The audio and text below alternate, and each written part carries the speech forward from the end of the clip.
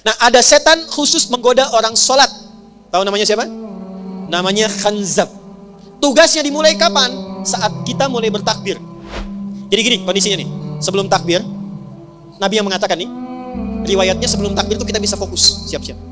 Tapi begitu tangan diangkat dan lisan mengucapkan Allahu Akbar, fayaqulu syaitanu, maka Nabi mengatakan setan mulai bertugas. Uzkur kadza, uzkur kadza. Dia akan menampilkan kepada kita semua apa yang bisa diingat.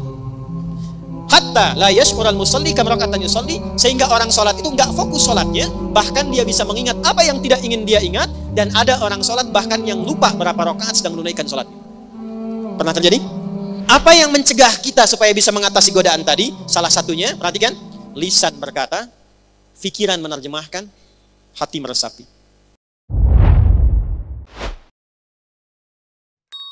Gimana bisa jadi perempuan hebat semacam ini? Amalnya apa? Sekarang kita masuk pada amal ibadahnya.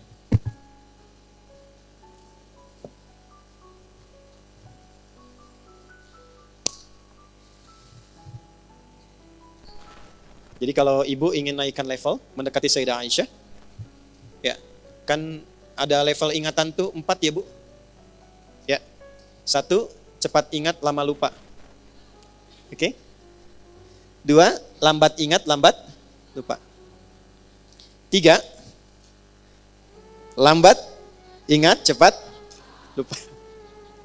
Baik, ini yang parah nih. Ya, ini yang parah. Yuk kita ulangi dulu. 1, cepat ingat, lambat lupa. 2, cepat ingat, lambat lupa. 3, cepat ingat, cepat lupa. Nah, ini yang repot ini. Yang keempat, lambat ingat, cepat lupa. Sudah nerangin 2 jam, paham ibu? Tidak, ya. Begitu mau ditutup, paham, keluar lupa.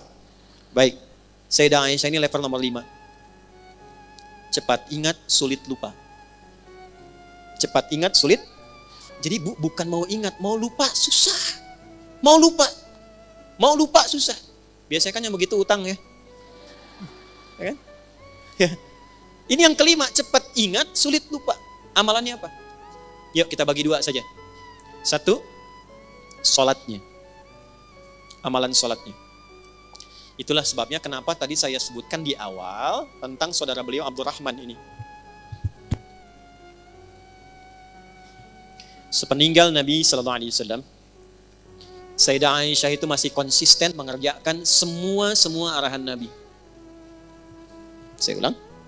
Sayyidah Aisyah radhiyallahu ta'ala anha, sepeninggal Nabi SAW, suami beliau tercinta, itu masih konsisten mengerjakan semua arahan Nabi, termasuk dalam ibadah ritualnya.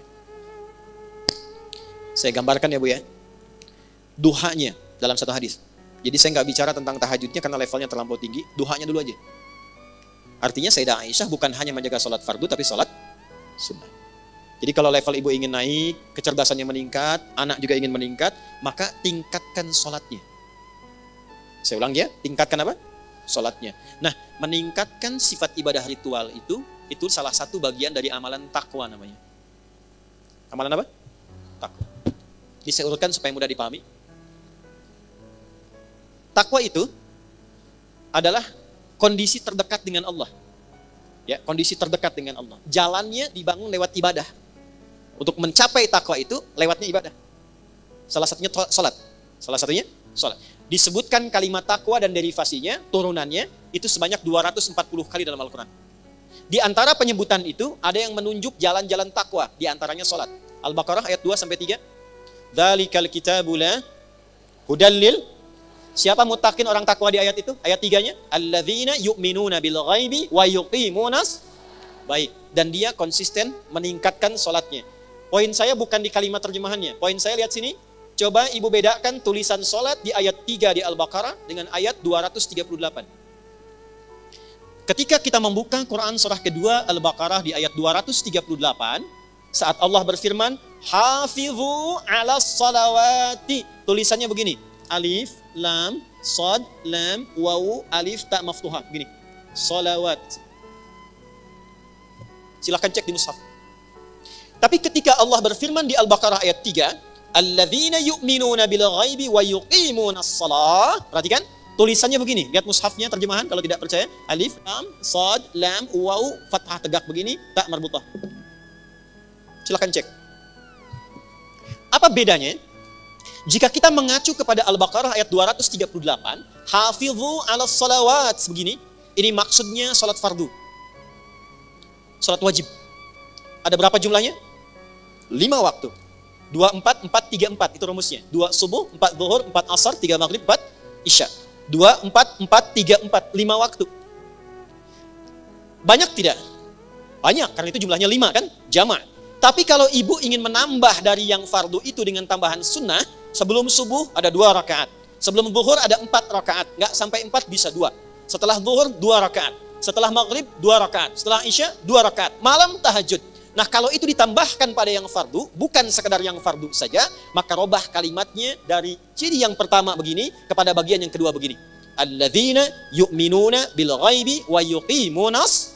Nah ini bentuk yang kedua. As-salah, alif, lam, shad, lam, waw, fathah tegak, tak marbutah. Nah orang takwa di Quran itu disifatinya dengan yang ini yang kedua. Jadi ketika ibu ingin meningkatkan diri menjadi pribadi lebih takwa, naik levelnya, yang Allah tantang, challenge dari kita adalah naikkan dari yang fardu. Kalau sholat 5 waktu itu wajib. Jadi yang tidak ingin naik level pun tetap 5 waktu juga. Ibu pengen levelnya naik, tapi jumlahnya tetap sama. Apa bedanya dengan yang standar? Jelas? Nah ketika disebutkan naikkan takwanya, tingkatkan takwanya, salah satu caranya sholat. Begitu ini optimal, naik. Apa kaitan takwa dengan kehidupan kita?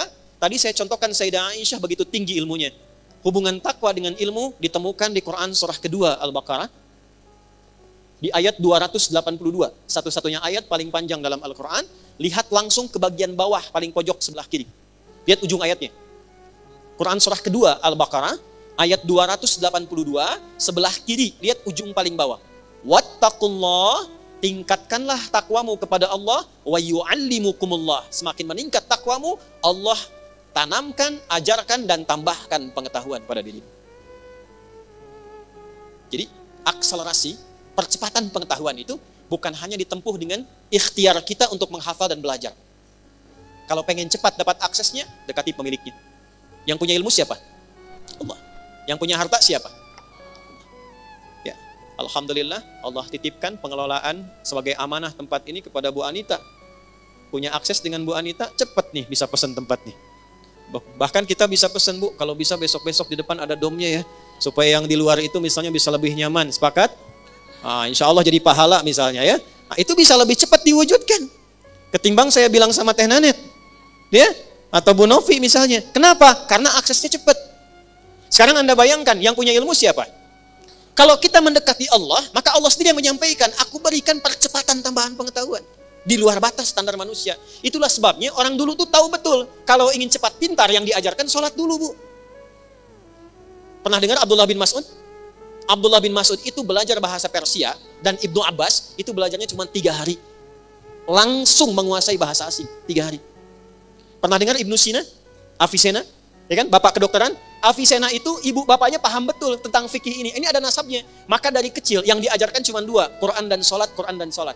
Avicenna, cek di sejarahnya, kalau lupa sesuatu itu bukan buka buku. Datang ke masjid, sholat 2 rakaat dan ingat apa yang tadi terlupa.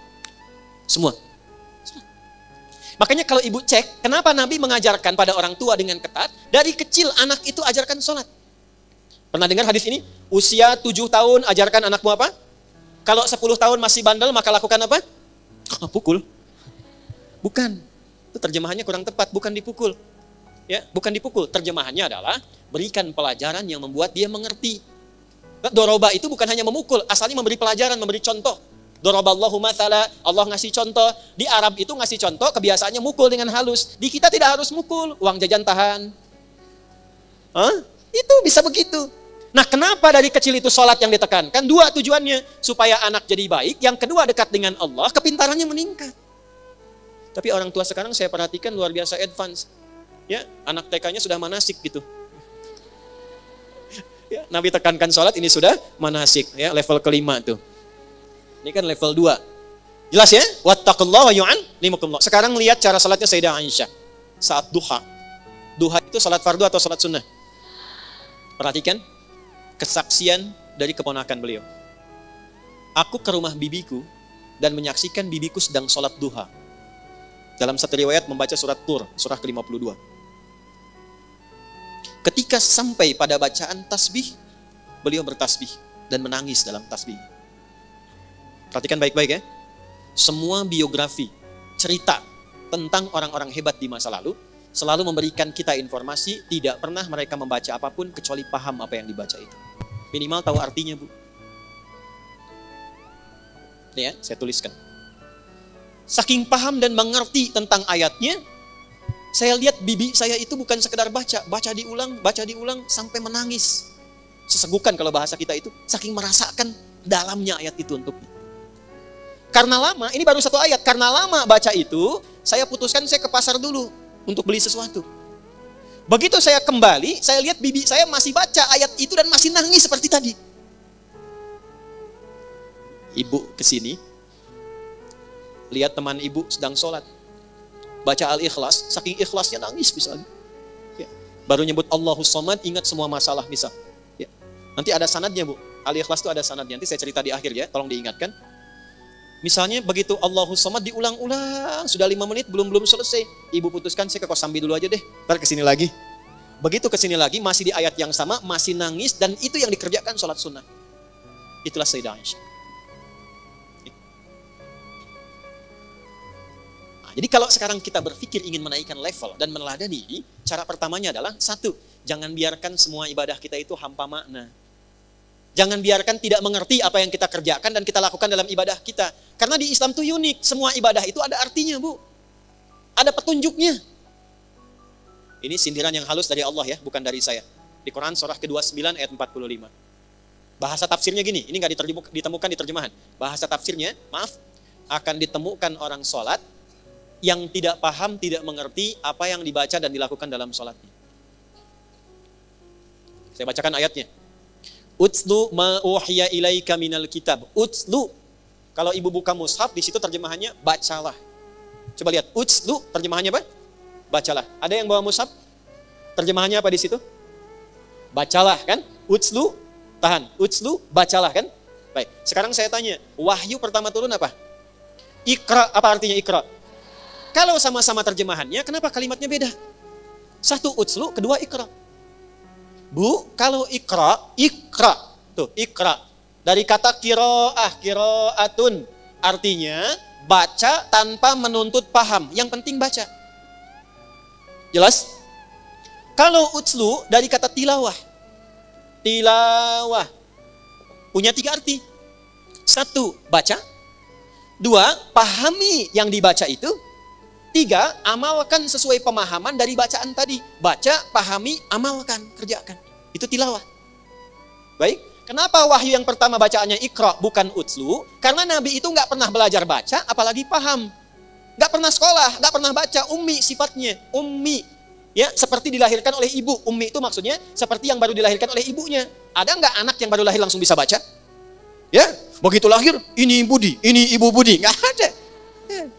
Orang lahir itu nggak bisa baca, nggak paham pengetahuan. Nabi itu sifatnya ummi, maksudnya kayaumi wiladati ummihi, seperti hari dilahirkan ibunya, nggak bisa baca, nggak pernah sekolah, nggak punya guru. Jadi bagaimana bisa paham? Baca saja nggak bisa. Maka turunlah kalimatnya Iqra bukan utslu. Iqra, Muhammad baca. Jawabnya apa? Ma'ana biqari, saya nggak bisa baca. Kalau ayatnya turun utslu, salah ayatnya, karena memerintahkan paham. Baca aja nggak bisa, apalagi paham. Jelas? Tapi setelah ayat turun diajarkan sholat, dibimbing malaikat Jibril. Turun perintahnya, Muhammad jangan sekedar dengar bacaan Jibril. Belajar, pahami dari Jibril. Amalkan dari pemahaman itu. Baca Quran dengan artinya sampai paham, itu tilawah namanya. Makanya saat ada orang baca Quran, tapi tidak ada penerjemah, disebutnya qori kan? Qori, karena dia cuma qiraah. Tapi ketika di sampingnya ada yang menerjemahkan bacaan itu, siapa namanya? Sari tilawah. Karena yang pertama menerjemahkan tilawah itu Ibu Sari. Karena itu disebut sari tilawah. Kalau yang menerjemahkan Adi, maka Adi tilawah, ya. Jadi sebetulnya namanya tilawah saja, tidak ada sarinya. Ya, sari itu bahasa kita karena yang pertama terjemah Ibu Sari. Sekarang lihat, balik ke Sayyidah Aisyah tadi. Sayyidah Aisyah, paham tidak beliau apa yang dibaca? Mengerti tidak? Kenapa? Karena paham ayatnya. Perhatikan, utslu ma uhya ilaika minal kitab. Muhammad, sebelum tunaikan sholat, baca dulu. Pahami dulu ketentuan dalam sholat. Pahami dulu yang mau engkau baca dalam sholat.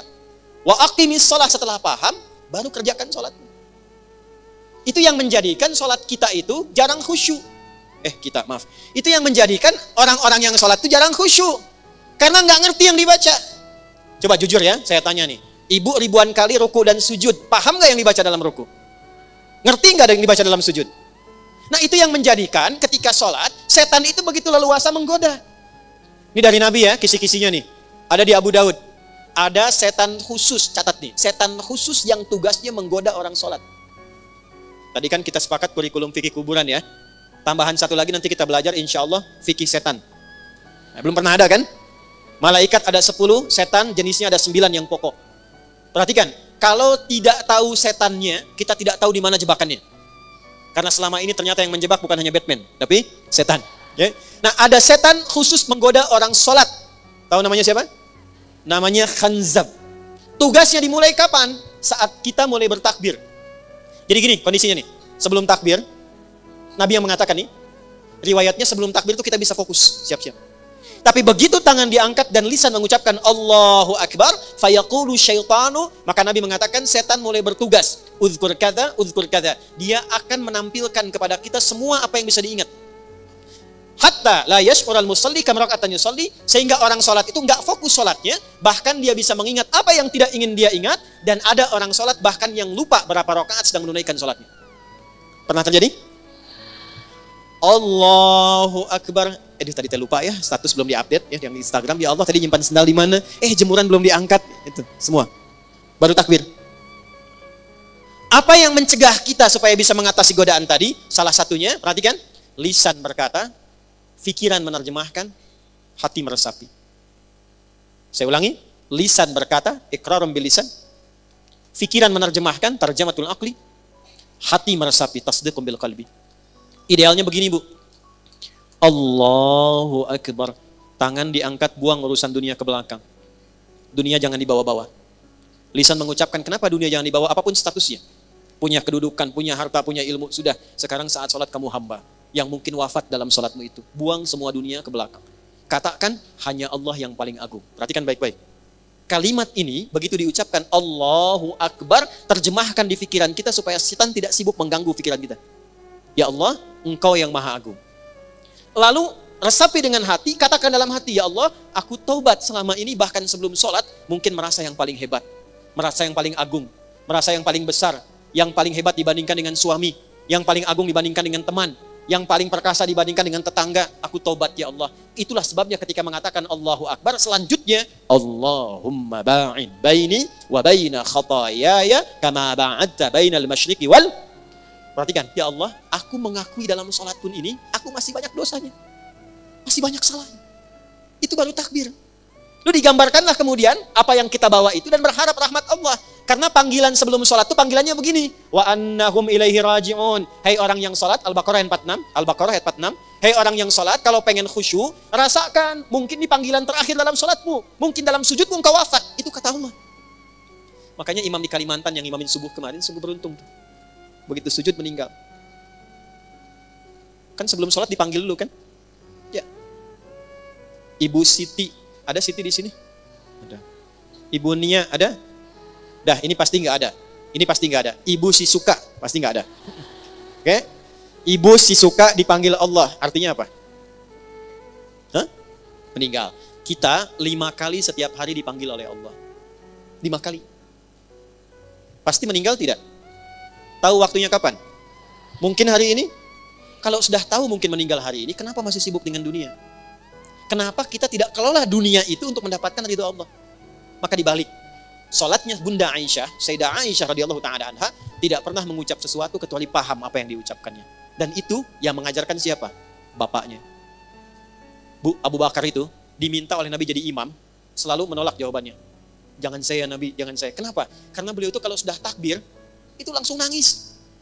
Nyambungnya itu lama. Bayangkan, sahabat Nabi, dekat dengan Nabi, kecil gaul dengan Nabi, dewasa jadi sahabat Nabi, mengeluarkan semua hartanya untuk Nabi, berjuang dengan Nabi, wafatnya dikubur di samping Nabi, anaknya jadi menantunya, ya, anaknya nikah dengan Nabi, Nabi menantunya, di surga bersama Nabi, itu masih punya pribadi saat takbir, baru baca takbir, langsung gemetar tangannya nangis, karena merasa masih ada dosa dalam dirinya. Ya Allah, saya masih banyak dosa. Ya Allah, makin banyak orang mengagungkan saya, padahal saya baru mengatakan Engkau yang paling agung. Sementara orang menganggap saya hebat, mengagungkan saya, menganggap saya punya kuasa, menganggap saya punya harta. Saya tobat, ya Allah, saya masih banyak salahnya. Itu Abu Bakar. dan diwariskan sifat itu pada putrinya. Diwariskan pada siapa? Putrinya. Maka cara yang pertama, tingkatkan takwa, belajar ini, coba mulai sekarang perbaiki sholatnya. Gak usah dipaksakan semua dulu, satu-satu. Satu-satu. Sekarang saya pengen belajar tentang takbir. Apa maksudnya? Apa artinya? Apa hikmahnya? Praktekkan dalam